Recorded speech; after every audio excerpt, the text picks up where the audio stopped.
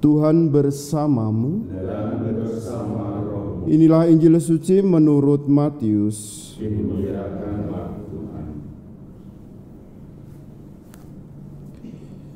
Sekali peristiwa, datanglah murid-murid kepada Yesus dan bertanya, "Siapakah yang terbesar dalam kerajaan surga?"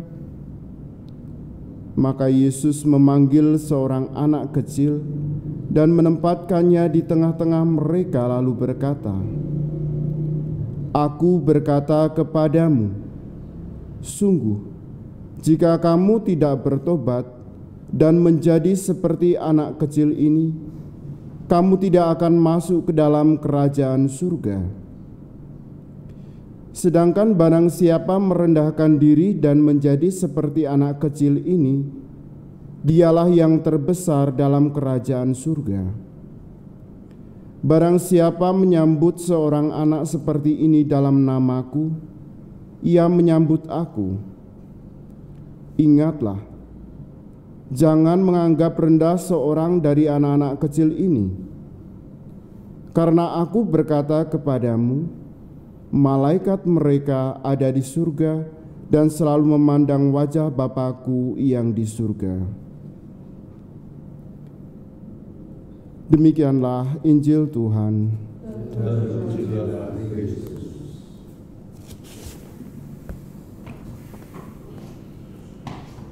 Saudara-saudari yang terkasih, setelah kita memperingati malaikat agung yang kita rayakan beberapa hari yang lalu, hari ini kita memperingati malaikat pelindung.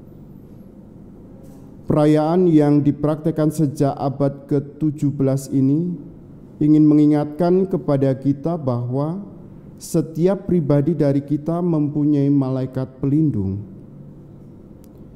Gambaran malaikat pelindung yang sering kita jumpai adalah gambaran malaikat yang sedang melindungi anak-anak kecil yang sedang menyeberangi sebuah jembatan kecil. Dalam gambaran itu tampak ketenangan dua anak berkat malaikat yang telah diutus Allah untuk melindungi mereka.